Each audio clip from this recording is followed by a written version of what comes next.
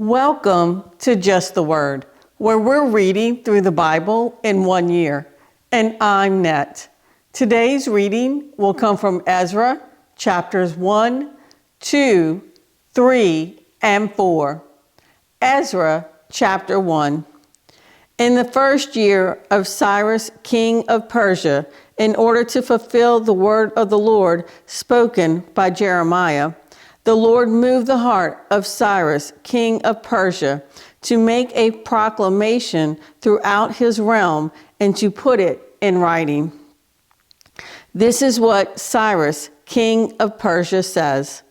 The Lord, the God of heaven, has given me all the kingdoms of the earth, and he has appointed me to build a temple for him at Jerusalem in Judah. Anyone of his people among you, may his God be with him, and let him go up to Jerusalem in Judah and build the temple of the Lord, the God of Israel, the God who is in Jerusalem. And the people of any place where survivors may now be living are to provide him with silver and gold, with goods and livestock, and with free will offerings for the temple of God in Jerusalem. Then the family heads of Judah and Benjamin, and the priests and Levites, everyone whose heart God had moved, prepared to go up and build the house of the Lord in Jerusalem. All their neighbors assisted them with articles of silver and gold, with goods and livestock, and with valuable gifts in addition to all the free will offerings. Moreover, King Cyrus brought out the articles belonging to the temple of the Lord, which Nebuchadnezzar had carried away from Jerusalem and had placed in the temple of his God. Cyrus, king of Persia, had them brought by Mithridath, the treasurer, who counted them out to Sheshbazzar, the prince of Judah. This was the inventory: gold dishes, 30. Silver dishes, 1,000. Silver pans, 29. Gold bowls, 30. Matching silver bowls, 410. Other articles, 1,000. In all, there were 5,400 articles of gold and of silver. Sheshbazzar brought all these along when the exiles came up from Babylon to Jerusalem. Ezra, chapter 2. Now these are the people of the province who came up from the captivity of the exiles, whom Nebuchadnezzar, king of Babylon, had taken captive to Babylon. They returned to Jerusalem and Judah, each to his own town, in company with Zerubbabel, Jeshua, Nehemiah, Sariah, Realiah, Mordecai, Bilshan, Mispar, Bigvai, Raham, and Baanah. The list of the men of the people of Israel. The descendants of Parosh, 2,172. Of Shephatiah, 372. Of Arah, 775. Of Pahath Moab, through the line of Jeshua and Joab, 2,812. Of Elam, 1,254. Of Zatu, 945. Of Zakkai, 760. Of Bani, 642. Of Bebai, 623. Of Azgad, 1,222. Of Adonikam, 666. Of Bigvai, 2,056. Of Aden, 454. Of Adar, through Hezekiah, 98. Of Bezai, 323. Of Jorah, 112. Of Hashem, 223. Of Gibbar, 95. The men of Bethlehem, 123. Of Netophah, 56. Of Anathoth, 128. Of Asmaveth, 42. Of Kiriath Jearim, Kepharah, and Beeroth, 743. Of Ramah and Geba, 621. Of Michmash, 122. Of Bethel and Ai, 223. Of Nebo, 52. Of Magbish, 156. Of the other Elam, 1,254. Of Haram, 320. Of Lod, Hadid, and Ono, 725. Of Jericho, 345. Of Sanaa, 3,630. The priest, the descendants of Jedaiah, through the family of Jeshua, 973. Of Immer, 1,052. Of Pashur, 1,247. Of Haram, 1,017. The Levites, the descendants of Jeshua and Kadmiel, through the line of Hodaviah, 74. The singers, the descendants of Asaph, 128.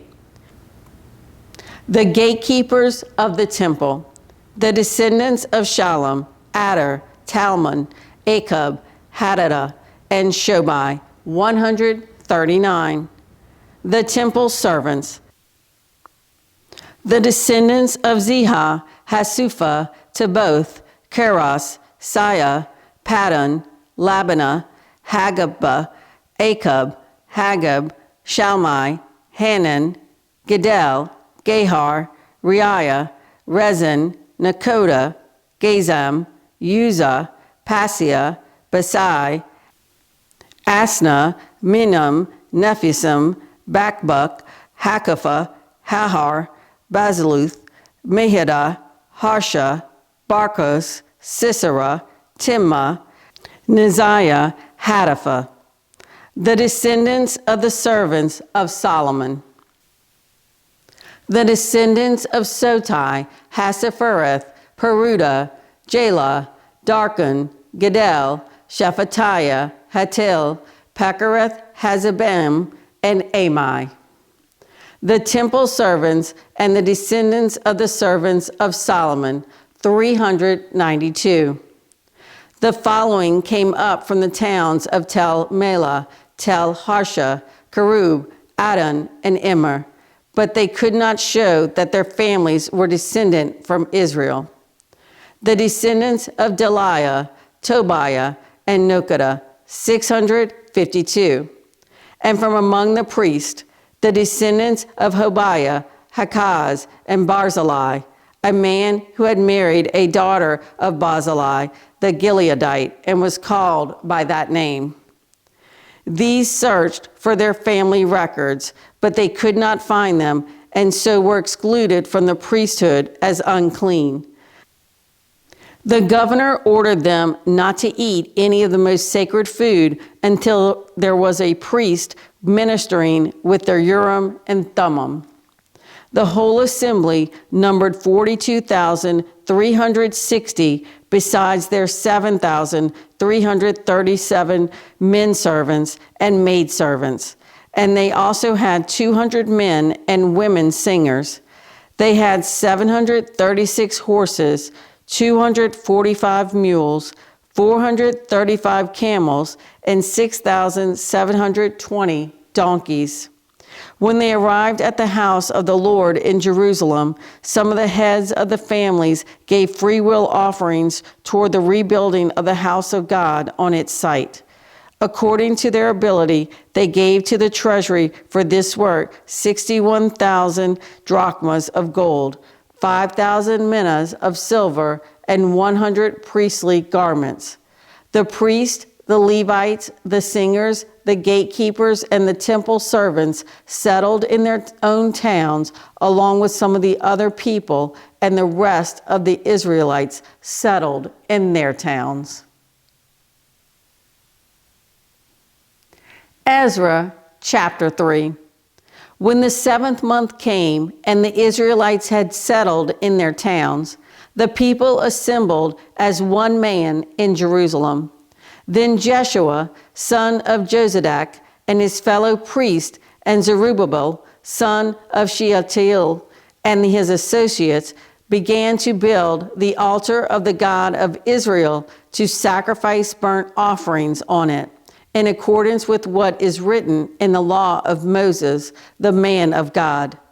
Despite their fear of the peoples around them, they built the altar on its foundation and sacrificed burnt offerings on it to the Lord, both the morning and evening sacrifices. Then, in accordance with what is written, they celebrated the Feast of Tabernacles with the required number of burnt offerings prescribed for each day. After that, they presented the regular burnt offerings, the new moon sacrifices, and the sacrifices for all the appointed sacred feasts of the Lord, as well as those brought as freewill offerings to the Lord. On the first day of the 7th month, they began to offer burnt offerings to the Lord, though the foundation of the Lord's temple had not yet been laid. Then they gave money to the masons and carpenters, and gave food and drink and oil to the people of Sidon and Tyre, so that they would bring cedar logs by sea from Lebanon to Joppa, as authorized by Cyrus, king of Persia. In the 2nd month of the 2nd year, after their arrival at the house of God in Jerusalem, Zerubbabel, son of Shealtiel, Jeshua, son of Jozadak, and the rest of their brothers, the priests and the Levites, and all who had returned from the captivity to Jerusalem, began the work, appointing Levites 20 years of age and older to supervise the building of the house of the Lord. Jeshua and his sons and brothers, and Kadmiel and his sons, descendants of Hodaviah, and the sons of Henadad, and their sons and brothers, all Levites, joined together in supervising those working on the house of God. When the builders laid the foundation of the temple of the Lord, the priests in their vestments and with trumpets, and the Levites, the sons of Asaph, with cymbals, took their places to praise the Lord, as prescribed by David, king of Israel. With praise and thanksgiving, they sang to the Lord. He is good. His love to Israel endures forever. And all the people gave a great shout of praise to the Lord, because the foundation of the house of the Lord was laid. But many of the older priests and Levites and family heads who had seen the former temple wept aloud when they saw the foundation of this temple being laid, while many others shouted for joy. No one could distinguish the sound of the shouts of joy from the sound of weeping, because the people made so much noise, and the sound was heard far away. Ezra chapter 4. When the enemies of Judah and Benjamin heard that the exiles were building a temple for the Lord, the God of Israel, they came to Zerubbabel and to the heads of the families and said, "Let us help you build, because like you, we seek your God and have been sacrificing to him since the time as Esarhaddon, king of Assyria, who brought us here."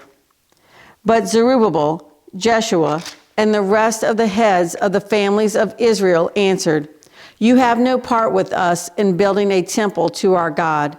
We alone will build it for the Lord, the God of Israel, as King Cyrus, the king of Persia, commanded us." Then the people around them set out to discourage the people of Judah and make them afraid to go on building. They hired counselors to work against them and frustrate their plans during the entire reign of Cyrus, king of Persia, and down to the reign of Darius, king of Persia. At the beginning of the reign of Xerxes, they lodged an accusation against the people of Judah and Jerusalem.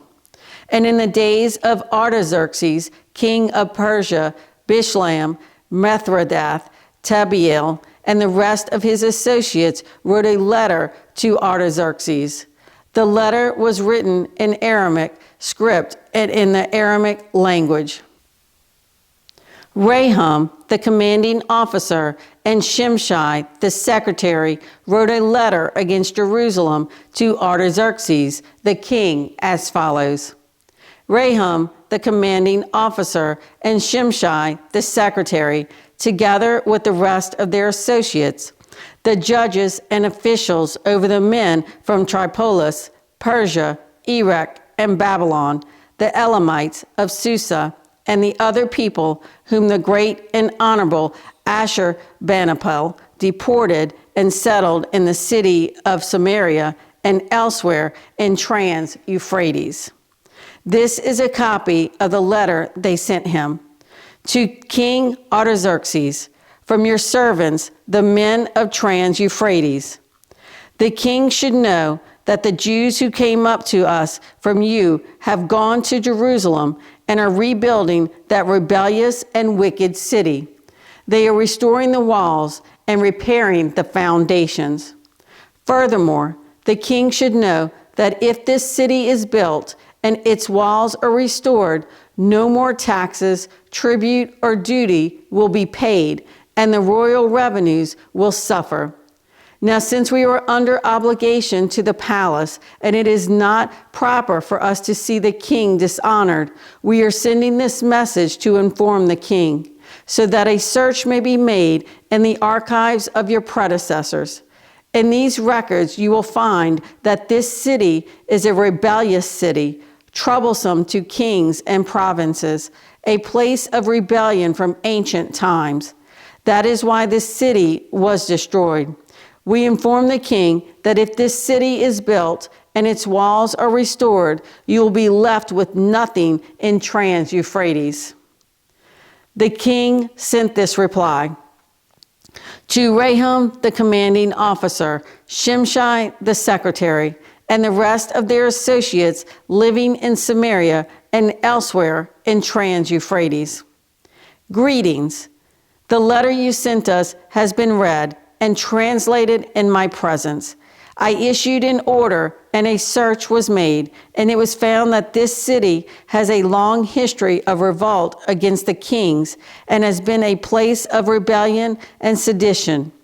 Jerusalem has had powerful kings ruling over the whole of Trans-Euphrates, and taxes, tribute, and duty were paid to them. Now issue an order to these men to stop work, so that this city will not be rebuilt until I so order. Be careful not to neglect this matter. Why let this threat grow to the detriment of the royal interest? As soon as the copy of the letter of King Artaxerxes was read to Rahum and Shimshai, the secretary, and their associates, they went immediately to the Jews in Jerusalem and compelled them by force to stop. Thus the work on the house of God in Jerusalem came to a standstill until the second year of the reign of Darius, king of Persia. Thanks for joining Just the Word. See you tomorrow.